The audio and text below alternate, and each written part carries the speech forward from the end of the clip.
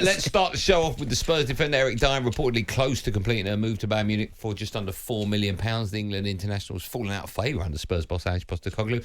Was pictured in Munich this morning having a medical with the German champions. European football expert Andy Brassel joined H&J earlier on in the week and said that Dier is exactly what Bayern Munich need. They have been looking for cheap defensive solutions and cheap defensive midfield solutions. Dier is potentially both.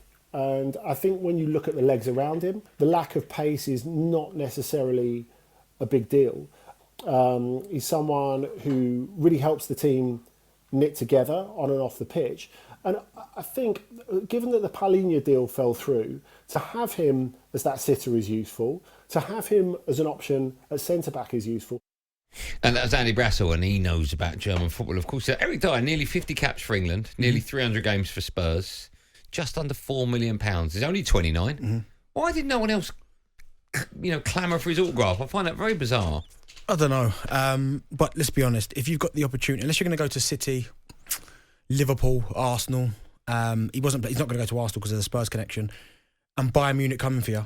Of course. You're not going anywhere else but there. So one-way traffic, yeah. It wouldn't surprise me. I'm pretty sure that there'd have been other teams in for him 100% because he's a good defender. I know he's not the quickest defender, but I still think he can defend. Put him in the right system, I think he could defend. But probably when you find out Bayern Munich are in for you, and one of your good mates is there, Harry Kane, absolutely ripping it up as well. You're playing for one of the biggest clubs in the world that competing in the Champions League, could win the Champions League. It's a no-brainer.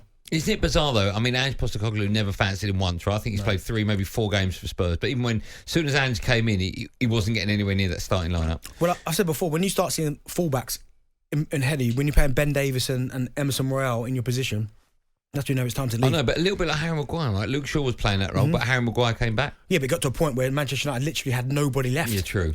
I think you nearly got a call up. Will any Spurs fans be a little bit sad that he's leaving the club?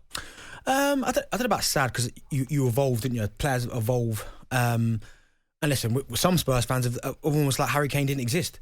And Harry Kane's arguably one of their greatest... No, it's not even arguably. He is one of their greatest ever players. Yeah. All-time record goal scorer. And they're like, well, now it was probably best he moved on. We're better without him. Yeah, so with it being Eric Dier, and again, no disrespect to Eric Dier, Spurs fans will be like, nah. But I think he's been a good servant for them, international.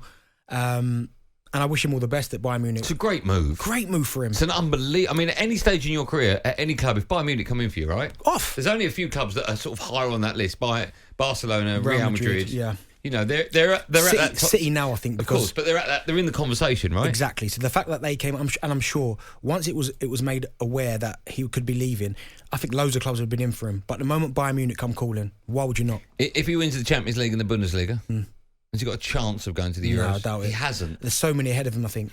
Okay. There's so Injuries? Yeah, but it has to be... I mean, off the top of my head, you've got Maguire and Stones. Yeah. You've got Gahey and Lewis Dunk. Yeah. You've got Tomori. Yeah. Do you know what I mean? I think Gareth likes Levi Ben Colwell. sticking in there? Yeah, him as well. Okay. So he's got no chance of no, being called up so. for the national side? No. Okay. What are you laughing? Nothing. I've done that for Dan. I'll be mentioning Ben Mee throughout the show. I'd love to hear from Spurs fans for so many reasons. One, I just want to know if any Spurs fans are a little bit sad he's gone, because would you say he underachieved? Because there was a moment he was one of the most sought-after defenders or centre-halves or defensive midfielders, wherever you're going to play him, in the Premier League. I remember reading numerous times that Man United, my club, were looking at maybe a £40 million bid. I think Jose was there, was a big fan of his as well. So from where that was to where we are now, although he's gone to Bayern Munich, you could say he's obviously gone to a better club than Spurs, right? So he's upped his game. Is that a bigger club? Yeah, of course. Yeah. But I want to hear from Spurs fans if any of them are a bit sad that he's left the club. I would say underachieved, though.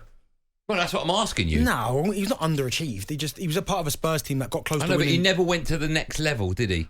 Yeah, but I mean, at one point he was at Spurs and they were close to winning the league. They got to a Champions League final, so I wouldn't say he underachieved. Where's his best position? I know you're going to say centre-half, but is it in a 3?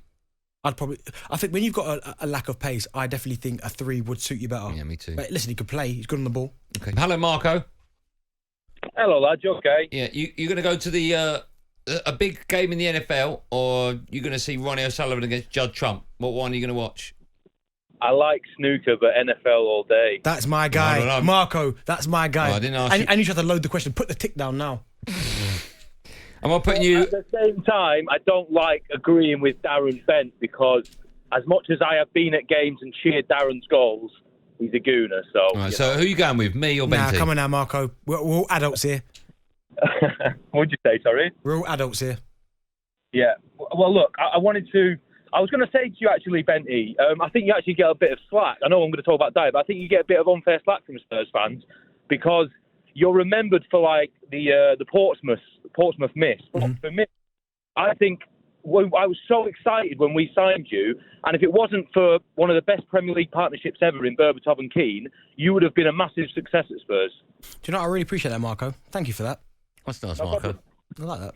Good work. Good work, Marco.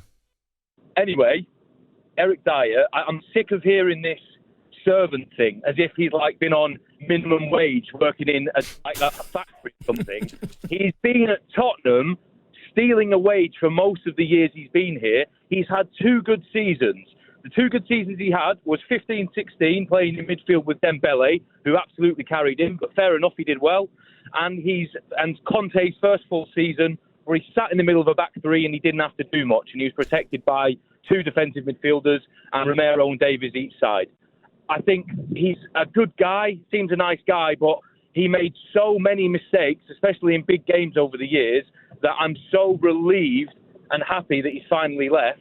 I don't wish him anything bad, but we had to get rid of him. Okay. Do you think, earlier on a Spurs fan said he's got a ricket in bent, he disagreed with him. Do you think most Spurs fans will agree with that statement? What, that he's got a mistake in him? Yeah. Oh, 100%. I think he's one of the most... Here's the thing, he's not a bad player. He is a good player. If you watched him on a good day, you think, wow, he can pass, he's strong, he can defend. But you will watch him over a season and he'll make so many mistakes and you think, how's he even in the Premier League? So when you've got a player like that and you're trying to challenge for, Champions League qualification and stuff like that, it's not viable. Okay, Marco, thanks for coming. I'll put you down as a snooker fan, yeah?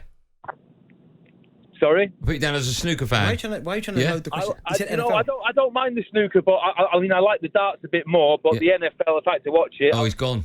Honestly. I can't remember what he said. What did he say? All right, he said NFL. Thanks for your call. He said NFL. 2-1. What will your mate Kieran Dyer say when he walks in? I know he likes the American sports, but I don't know about the NFL. I know his basketball he liked. Okay, that's interesting. Kieran Dyer will be in our studio in just over 30 minutes' time. I've got so much to talk to him about. I'm really looking forward to that. Still to come on the show, we'll be discussing Jadon Sancho's low move to Dortmund as well. But first, it's time for no Googling. What are you laughing at? That top text, I don't think I can read. I can't read it. I haven't got text on my screen. Can I read that, Joe, or not? No. That's about snooker, though. Oh. See, what do you mean so nasty? Darren in Kent. You need to go to a big snooker match to experience it. So then you've got experience of talking about it. No, but you come to NFL then. All right, okay, we'll do that. What? In another, but NFL is ours. It's still an unbelievable experience. Okay, I'll do that. When there's a game over here, you and I will go. Is it only Spurs that show the games? No, Wembley as well. All right, perfect. They've got VIP and all that. talkSPORT Drive. Super opinionated sporting debate.